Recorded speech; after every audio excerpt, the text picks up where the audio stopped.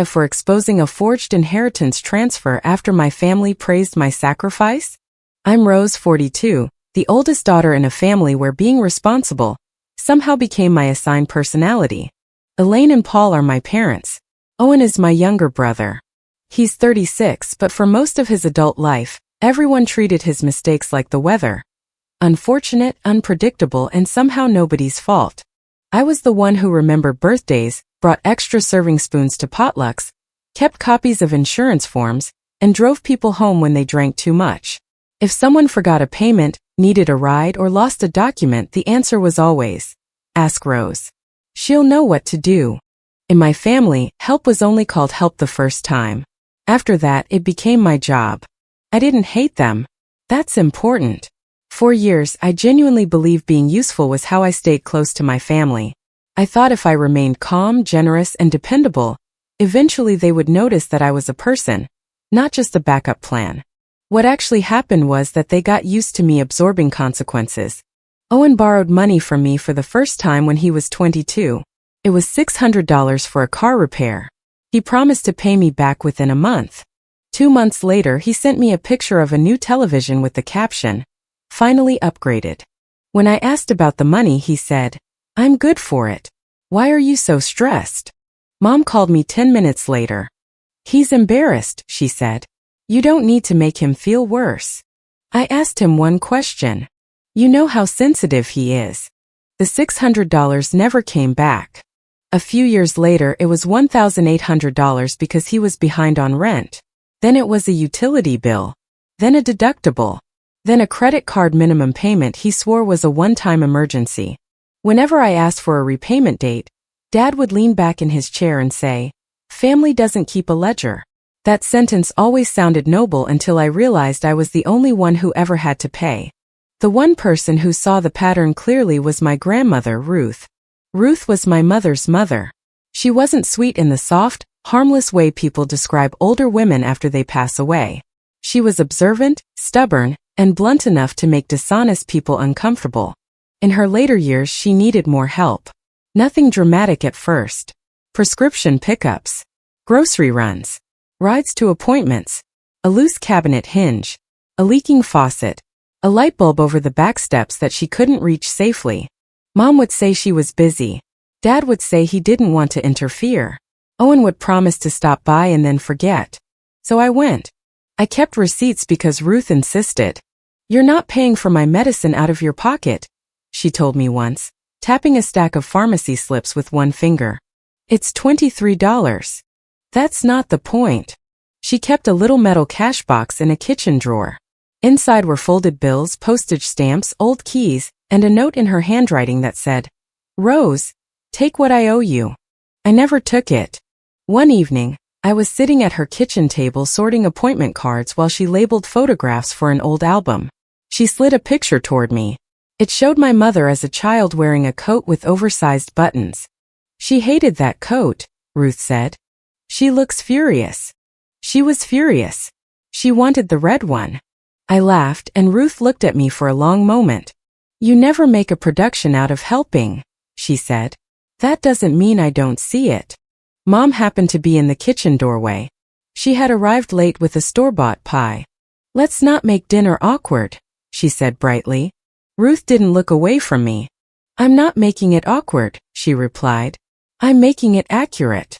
After Ruth died, the grief came in ordinary pieces. I reached for my phone to remind her about an appointment that no longer existed. I found one of her grocery lists in my coat pocket. I opened my trunk and saw the folding step stool I used at her house.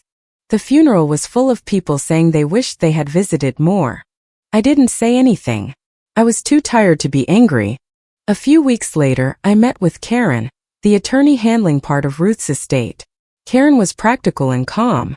She had a thin stack of certified papers on the table and a yellow legal pad beside them. "Ruth named you directly," she said. The documents were not vague. Ruth had left me a specific account, along with several personal items: her photo albums, a ruby pin, a box of handwritten recipe cards, a quilt with a label sewn into the corner, and the key to her lockbox. There was also a notarized statement explaining why. It said that I had provided consistent care, time, transportation, and personal expenses during her final years. It said the bequest was intentional and should not be redistributed out of guilt or family pressure. I read that sentence 3 times. Karen gave me a moment. Your grandmother anticipated objections, she said. That sounds like her. She was very clear. The money was significant. Not enough to turn anyone into a different person, but enough to pay off a mortgage balance, build a strong retirement cushion, or rescue someone who had spent years making expensive decisions. I didn't tell the extended family the amount. I didn't announce the keepsakes. I planned to handle everything quietly. My mother did not have the same plan. The first conversation happened 2 days after the estate meeting. She called and opened with, "I'm not asking for me." That was usually how I knew she was about to ask for something unreasonable. Owen is struggling, she continued. He needs a real chance to start over. What happened? He's under pressure. That doesn't answer the question. Not everything has to be an interrogation, Rose. I stood at my kitchen counter, looking at a pile of mail I hadn't opened. What are you asking? She exhaled as if I had forced her to say something painful. Your grandmother's account should go to Owen. I thought I had misheard her. All of it. He needs it more than you do. That isn't how an inheritance works. Don't be legalistic with me. Ruth made a legal decision. Your grandmother loved both of you. I didn't say she didn't. Then honor that. I waited a few seconds before answering, because I knew the next sentence would be repeated to the entire family. No, I said. I'm not transferring the inheritance to Owen. Her voice changed immediately. The warmth disappeared. So that's your final answer? Yes. You've become very cold. No. I gave you a clear answer. She hung up without saying goodbye. That evening Dad called.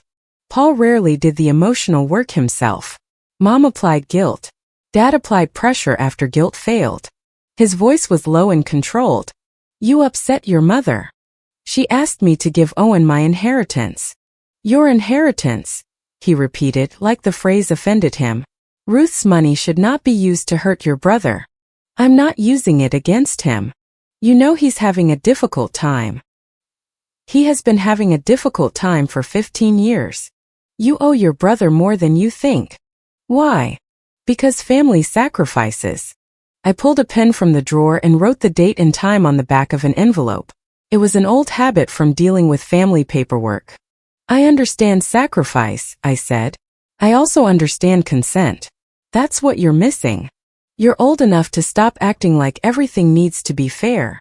And Owen is old enough to stop being rescued. Dad went silent. Then he said, Don't embarrass this family over money.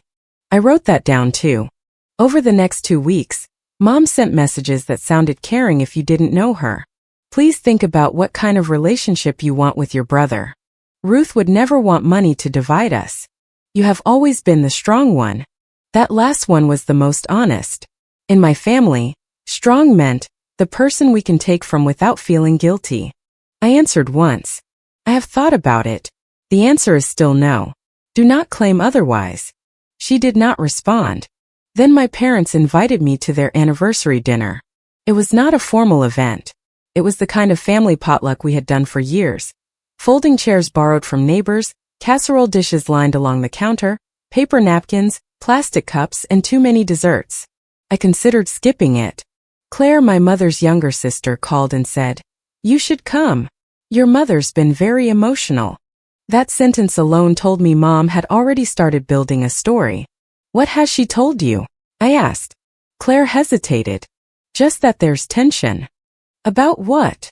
She didn't give details.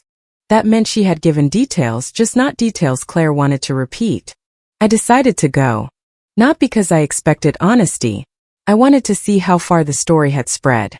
When I arrived, Mom hugged me too long and whispered, Please don't make tonight about you.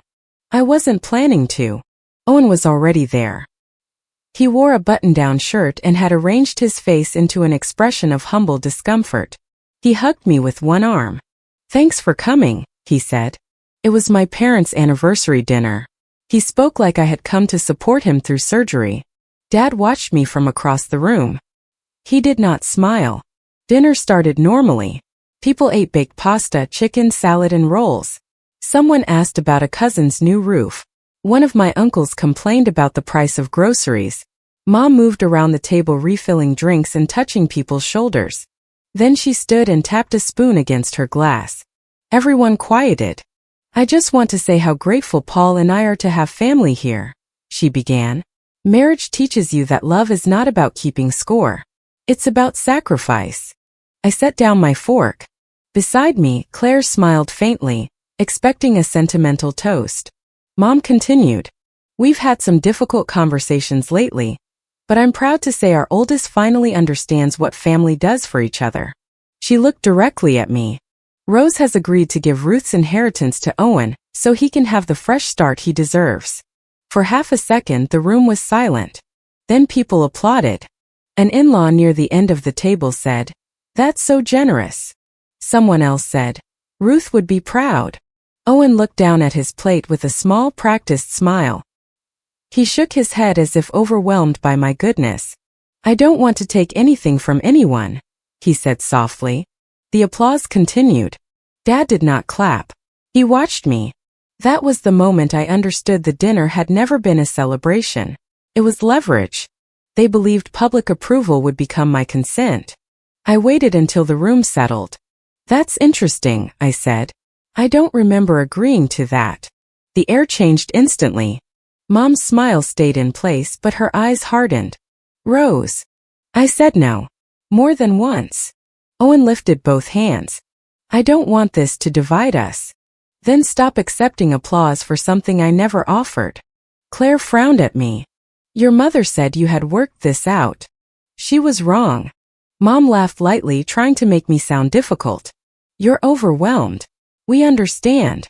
"I'm not overwhelmed." "Not tonight," Dad said. He did not raise his voice.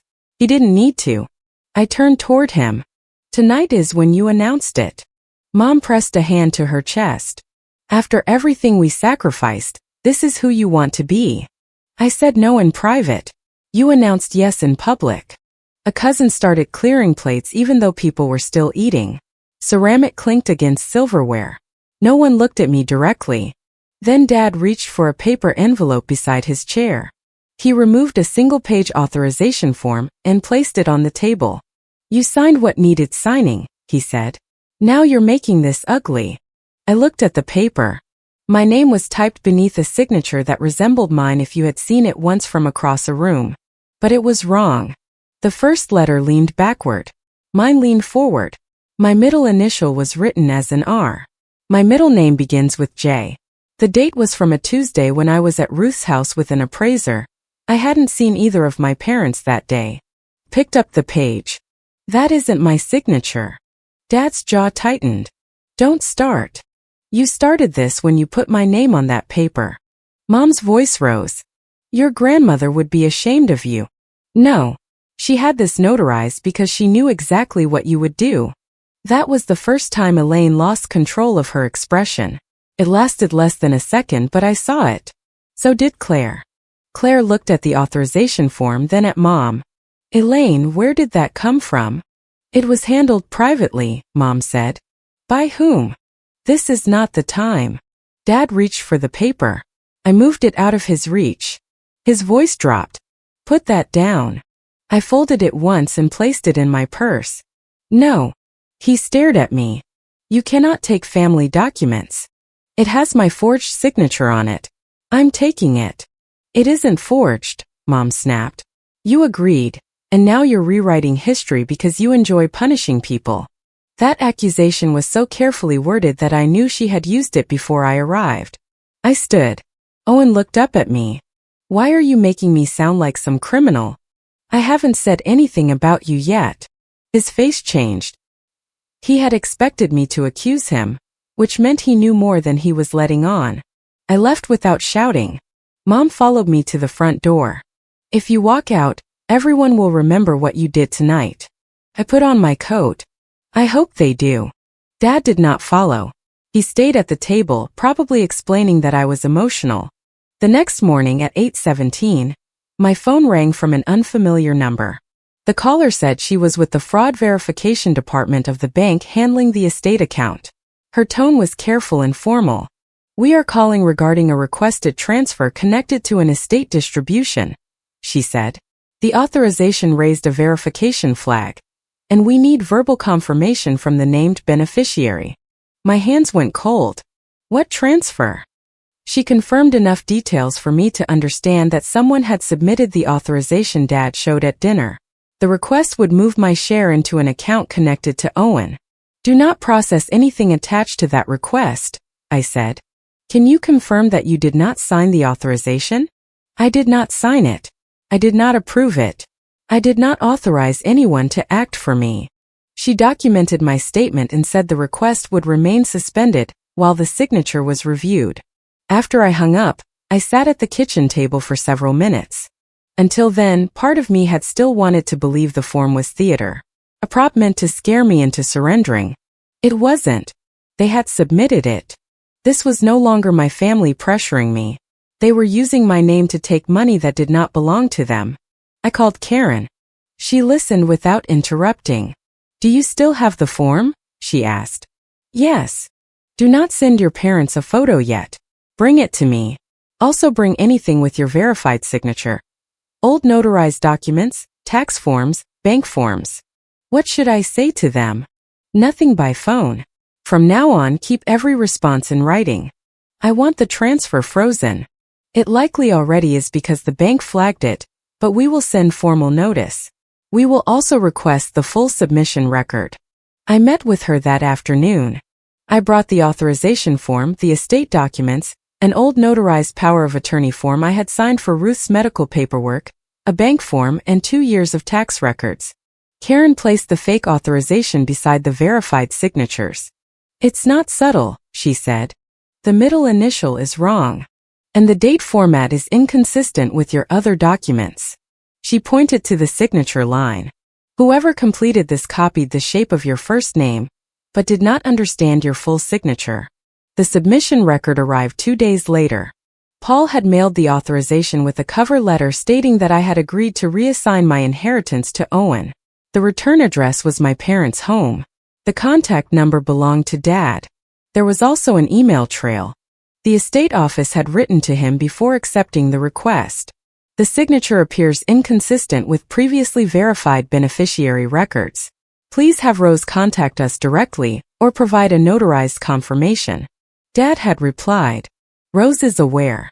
She does not want further family conflict and asked me to handle the paperwork. Please proceed. That sentence mattered more than the bad signature. He had been warned. He knew the authorization was questionable, and he submitted it anyway. Karen read it twice. "He cannot call this a misunderstanding," she said. That evening, Mom left me a voicemail. Her voice started soft. "Rose, I don't know why you're involving strangers in private family decisions." Then it sharpened. "If you fight this, everyone will know what kind of daughter you are. I will not let you destroy your brother because you need to feel important." I saved the voicemail in 3 places. An hour later, Owen texted. "Mom said you'd cave once everyone heard. Why are you dragging this out?" I stared at the message. He had known the dinner was a trap. I replied with one sentence. "Do not contact me about the inheritance again." He answered immediately. "So you're really going to ruin my life over money Grandma never needed?" I did not respond. The next day, Karen told me to print the texts and keep the originals on my phone. "Do not negotiate," she said. "Do not explain. People like this use conversation to create a new version of events." I spent that weekend gathering everything. I found the pharmacy receipts Ruth had insisted I keep. Copays, prescriptions, bandages, a replacement shower rail, a plumber's invoice, gas receipts from appointment days, a bill for the repair to her back steps. None of it proved I deserved the inheritance. Ruth's notarized documents already did that. The receipts proved something else. My parents' story about my greed was built on years of unpaid care they had chosen not to see. I also opened Ruth's lockbox. The key was on a brass ring with a faded paper tag in her handwriting. Inside were letters, savings bonds that had already been accounted for, 2 pieces of jewelry, and an envelope with my name. The letter was short. Oh, you will be pressured to confuse love with surrender. Do not. I made my decisions while my mind was clear. Keep what I left you. Use it carefully. Do not apologize for being seen. Love, Ruth. I cried then. Not because of the money. Because she had known. She had known exactly what would happen, and she had tried to protect me from beyond the point where she could answer the phone. Karen drafted a formal notice demanding that my parents and Owen stop using my name, stop claiming I had consented, and preserve all communications connected to the transfer request. The notices were sent by certified mail. Before sending them, I decided to give each of them one private chance to correct the story. My first email went to Mom and Dad. You publicly stated that I agreed to transfer my inheritance to Owen. I did not. A document bearing a false signature was submitted in my name. Correct your statement to every person you told, withdraw the request, and confirm in writing that you will not use my name again. Dad replied, You are turning paperwork into a weapon. Come discuss this like an adult. I answered, Written communication only. Mom sent a separate message. No decent daughter drags her family through legal threats. That was the first chance. My second chance went to Owen. You stated at dinner that you did not want to take anything from anyone. A transfer request to an account connected to you was submitted without my consent. Confirm in writing that you reject the transfer and correct any claim that I agreed. He replied, I'm not getting involved between you and Mom. I wrote back, You are the intended recipient. You are already involved. He did not answer. That was the second chance. The third chance came after the certified notices were delivered. Karen sent them a proposed written correction. It was simple. Rose did not agree to transfer Ruth's bequest. Any prior statement suggesting she did was inaccurate. No one is authorized to act or sign on her behalf. They did not have to confess to forgery in front of the family.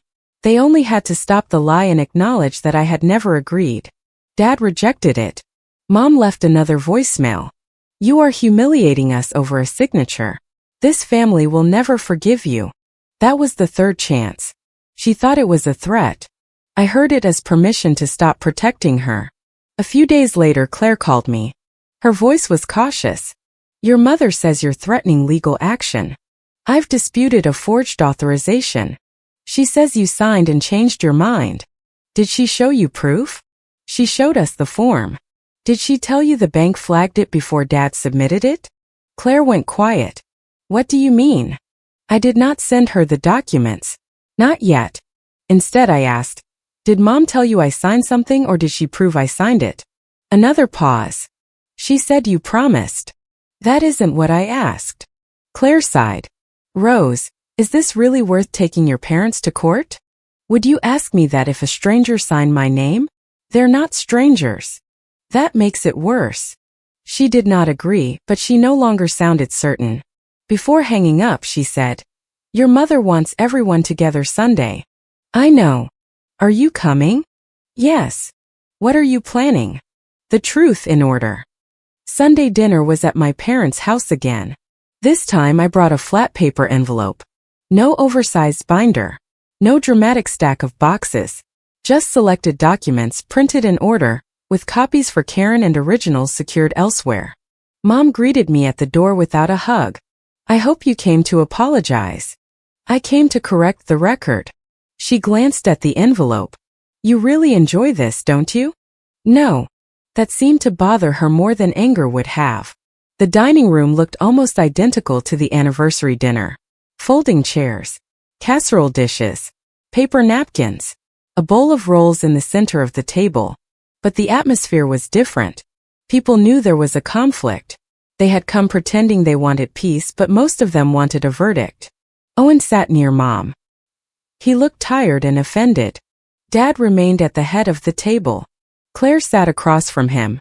Dinner lasted 12 uncomfortable minutes before Mom began. She put down her fork and looked around the table. I don't want to ruin another family gathering, but Rose has decided to punish all of us over money. I wiped my hands on a napkin. You invited everyone here to discuss it. Because you refused to speak privately. I gave you 3 chances in writing. Dad's tone was flat. You should remember who raised you. I do. Then show some respect. Respect does not include letting you sign my name. Owen shook his head. I never asked for everyone to fight. You attended the dinner knowing Mom planned to announce I had agreed. That's not what happened.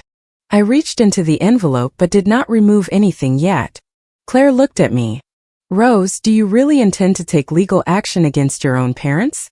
I met her eyes. I gave them 3 chances to fix this privately. They chose an audience. Mom pushed back her chair. No. You chose this. I said no in private.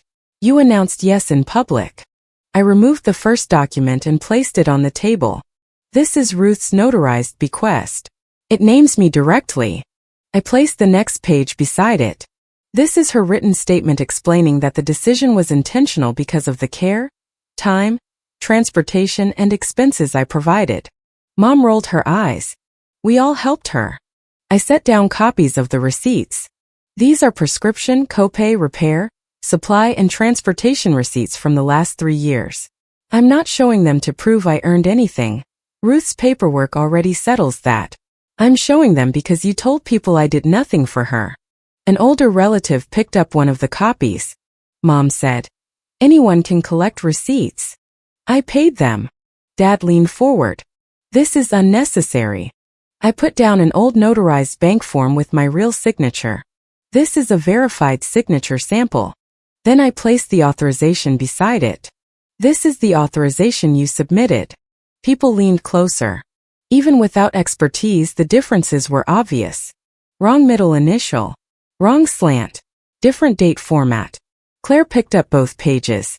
Paul, she said, why is the middle initial wrong? Dad did not answer. Mom stepped in. People sign differently all the time.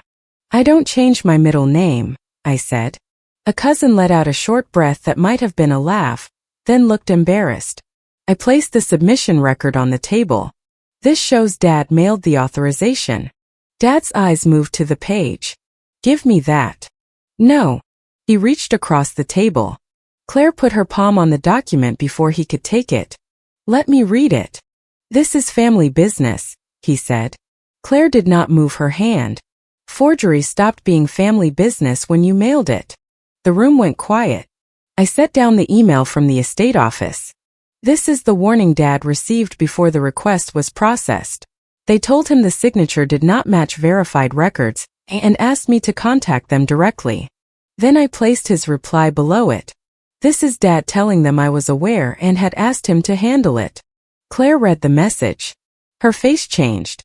Paul, she said more quietly this time, did you know they questioned the signature? Dad looked at me, not her. You're twisting routine communication. I printed the entire message, I said. Nothing is missing. Claire held up the page. Is this email fake? Dad's mouth tightened. This should not be discussed in front of everyone. Is it fake? Claire repeated. He said nothing. Mom's eyes filled with tears. I had seen her do that my entire life. Her crying usually made other people rush to comfort her before anyone finished asking what she had done. This time no one moved. She looked around the table. I was trying to save my son. From what? I asked. She stared at me. Owen needs help. What kind? That is private. I removed a transcript of her voicemail. This is Mom telling me that if I fought the transfer, she would make sure everyone knew what kind of daughter I was. Mom stood. You recorded me? You left a voicemail. You had no right to share a private message. You used the family as a threat. They should know. A cousin read the transcript. Mom's exact words were printed beneath the date and time. If you fight this, everyone will know what kind of daughter you are. I will not let you destroy your brother because you need to feel important. Mom covered her mouth and began to cry harder. Still no one touched her. I put down the final text page. This is Owen's message the day after the dinner. Owen's chair scraped against the floor. Don't. I read it aloud. Mom said you'd cave once everyone heard. Why are you dragging this out? Several people turned toward him. He looked at Mom. I thought it was already handled. Mom snapped. Owen, stop talking. Claire leaned forward. No. Let him finish. Owen's face flushed. I didn't know about the signature. You knew I had said no, I said. I knew you were being difficult. You knew the announcement was meant to make me cave. I thought Mom had worked something out. Worked out with whom? He looked at Dad. Dad's expression warned him not to answer. That silence answered for him.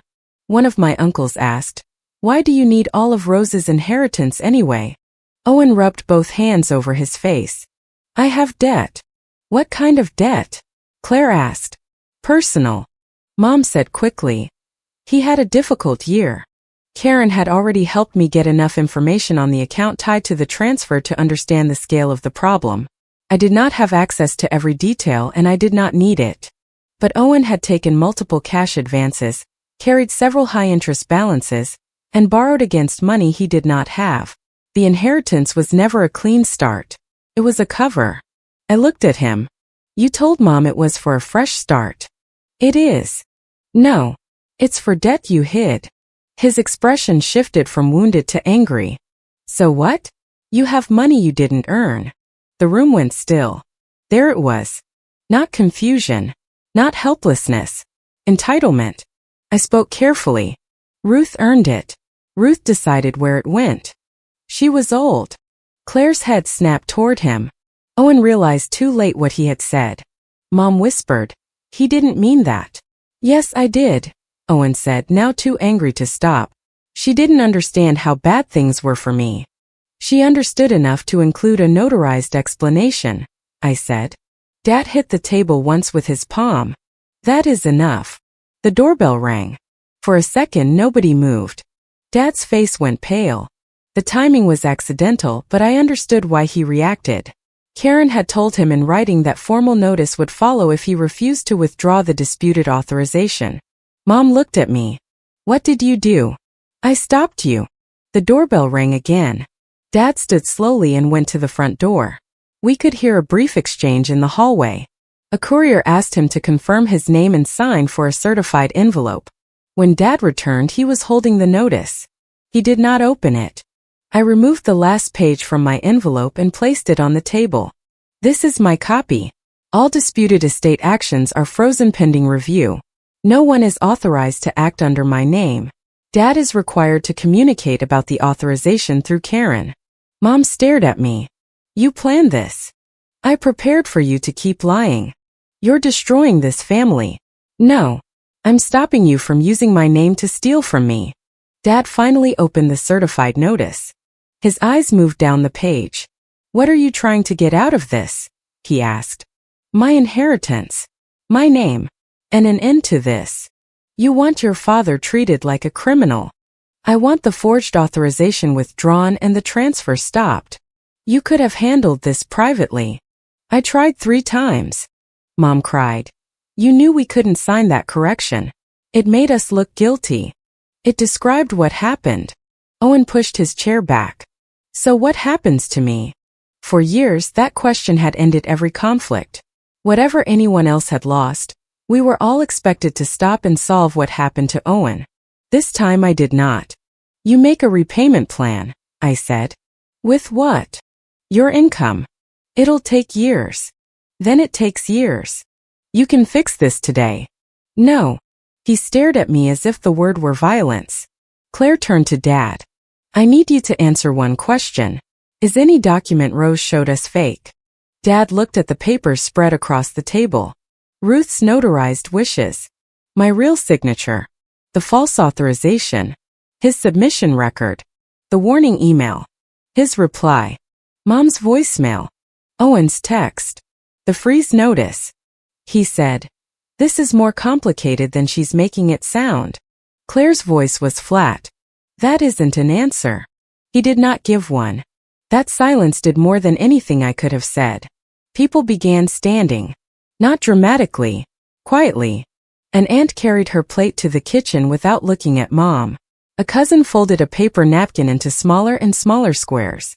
Someone whispered, "I didn't know." Mom kept crying, but the room no longer reorganized itself around her tears. Before I left, I gathered my copies. Dad said, "Those papers stay here." "No. You brought them into my home. They are copies. You have the certified notice. He stepped closer. For the first time that night, his control slipped. You will regret humiliating us. I put the papers back into the envelope. You humiliated me with a lie. I answered with paperwork. Claire walked me to the door. On the porch, she wrapped her arms around herself. I believed her, she said. I know. She told me you promised after Ruth died and backed out when you learned the amount. I never promised. I'm sorry. I nodded. I was too tired to make her apology easier. The days after the dinner were quieter than I expected. There was no giant family group message. My relatives contacted me individually, which somehow felt more honest. A cousin texted, I'm sorry. Your mom made it sound like you changed your mind after everyone made plans. I replied, she made it sound that way because the truth made her look bad. An older relative called and said, I still think legal action against parents is extreme. I asked, what would you call submitting a false signature after being warned it didn't match? He sighed. I just hate seeing family matters become public. It became public when Mom announced my consent to a room full of people. He did not apologize, but he stopped calling me greedy. Claire called again 2 days later. She had spoken to Owen. His debt was worse than Mom had admitted. He had used cash advances to cover earlier cash advances. He had taken loans from 2 relatives and told each of them the other loan had been repaid. He had also convinced Mom and Dad that a large lump sum would solve everything without requiring him to disclose the full balances. Elaine knew it wasn't just rent or medical bills, Claire said. I figured. She told everyone he needed money to relocate and start over. That sounded better than saying he needed another bailout. Claire was quiet. Paul knew the signature was bad, didn't he? Yes. How do you know for certain? The estate office warned him. He replied that I had asked him to handle it. There was a long pause. He thought you'd back down. Yes. That was the real twist if there was one. Dad had not been fooled by a bad signature. He had not rushed through paperwork without noticing. He had been told directly that it did not match. He submitted it because he believed he understood me. He believed I would rather lose the money than be accused of embarrassing my parents. For most of my life he would have been right. Karen handled the next stage without drama. The transfer request remained frozen. Dad had to withdraw the authorization in writing and acknowledge that he had no authority to act for me. All communication about the estate went through Karen. There were legal fees. There was a formal signature review. There were tense letters. There was not an instant arrest or a courtroom scene. I did not want a criminal spectacle. I wanted the transfer stopped, the record corrected, and my name protected. Karen made it clear that if they submitted another false document or interfered again, the response would escalate. Dad signed the withdrawal. He did not apologize. His written statement said he had acted under a family understanding that was later disputed. Karen sent it back. That language is not acceptable, she told him. Rose did not later dispute consent. She never gave consent. The final version was less flattering and more accurate. I submitted an authorization bearing Rose's name without her valid signature or permission. I withdraw the request and acknowledge I am not authorized to act for her. Mom refused to correct the public story at first. She told Karen that calling relatives would harm her health. Karen's response was a single sentence. Then send the written correction provided. Mom eventually called people one by one. I know because several of them contacted me afterward. Her correction was not graceful. She said there had been miscommunication and too much emotion. Claire interrupted her during their call. Did Rose agree or not? Mom finally said, no. That single word cost her more than any long apology would have. It meant she had to surrender control of the story. Owen's consequences were slower.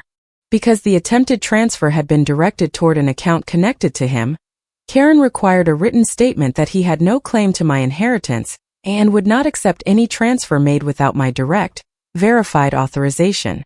He signed after Dad told him he had no choice. I also demanded repayment of the money he already owed me from the previous 2 years. I did not include every small amount from decades ago. I included the documented loans with checks, transfers, and written promises. He owed me $8,400. His first reaction was to call it cruel. You know I can't pay that right now. I know. Then why are you doing this? Because I'm not pretending it disappeared. He accused me of piling on while he was down. I offered a written repayment agreement with small monthly payments and no added interest as long as he paid on time. He missed the first deadline. Karen sent a notice. He made the payment 2 days later. It was not satisfying in a dramatic way. There was no music, no applause, just a small deposit and a message from him that said, "Hope you're happy." I did not answer. Several relatives stopped lending him money after they learned he had told different stories to different people. One uncle demanded his own repayment plan. A cousin who had been considering co-signing a loan backed out. Owen blamed me for that too. But I had not exposed unrelated secrets. I had shown the communications tied to the attempt to take my inheritance. His own statements did the rest. I ended all financial help. No more emergency transfers. No more covering bills. No more just until Friday. No more paying for dinner because his card was acting weird. I also stopped attending gatherings where the invitation came with a warning about my behavior. Mom tried several times. The first invitation said, "Sunday dinner. Please come without documents or hostility." I replied, "I will not attend gatherings where I am expected to accept false statements to keep the room comfortable." She wrote, "You always need the last word." I did not respond. Dad called once from a number I did not recognize. When I answered, he said, "You've made your point. I protected my property. You turned your mother's side of the family against her." No. They asked questions. "You know how she is." That phrase had excused her behavior for years. "Yes," I said. "I do." He lowered his voice. "She may never forgive you. I can live with that." He was silent for a long moment. Then he said, "You've changed." "No." I started documenting. He hung up. A month later, the estate distribution was completed correctly. The money went into an account in my name. The lockbox key, ruby pin, photo albums, recipe cards, and quilt were already with me. I spent one Saturday morning going through the recipe cards. Ruth's handwriting leaned hard to the right. She rarely wrote full instructions. One card for biscuits simply said, "Do not overwork. You always overwork." I laughed so suddenly that I startled myself. The ruby pin was smaller than I remembered. It was not a precious museum piece. It had a worn clasp and a tiny scratch near one edge. I pinned it inside a jewelry box instead of wearing it. Not everything meaningful needs to be displayed. My relationship with my parents did not recover. Mom still tells people I chose money over family. I know because the occasional relative repeats it with an uncomfortable tone, hoping I will defend myself. I usually say, she is allowed to tell herself that. Some relatives think I went too far by bringing the evidence to dinner. They say I could have handled it quietly. I remind them that I tried. 3 times. They say I could have spared Mom the embarrassment. I remind them that she chose the first audience and the second one. They say Dad made a mistake. I remind them that he received a warning that the signature did not match and submitted it anyway. The facts do not become cruel just because they are spoken in a dining room. Claire and I are closer now, though not in a forced sentimental way. She does not excuse her initial judgment, and I do not pretend it did not hurt. One afternoon she helped me sort Ruth's photographs. She held up the picture of Mom in the coat with oversized buttons. "She hated that coat," Claire said. "That's what Ruth told me. She screamed for 2 hours because she wanted the red one." We both laughed. Then Claire turned serious. "Ruth knew Elaine would fight the will." "Yes." "She knew Paul would help." "Yes." "And she still left you the account." "She knew I would need proof." Claire placed the photograph back in the album. "You shouldn't have needed that much proof." "No. That was the closest anyone in my family came to saying what I had wanted to hear for years. Not that I was generous. Not that I was strong. That I should not have been required to prove my right to say no. The inheritance did not fix my life. It did not erase the years I spent being the reliable daughter. It did not make my mother honest, my father remorseful, or my brother responsible. Did something simpler. It gave me the chance to stop participating. For the first time, I let them call me selfish and did not correct them. I had the certified letters. I had the bank records. I had Ruth's words. Most importantly, I had stopped treating silence as the price of being a good daughter. I didn't break my family that night. I just stopped paying to keep their version of it alive. If you liked it, don't forget to leave a comment and support the channel by subscribing. See you in the upcoming stories.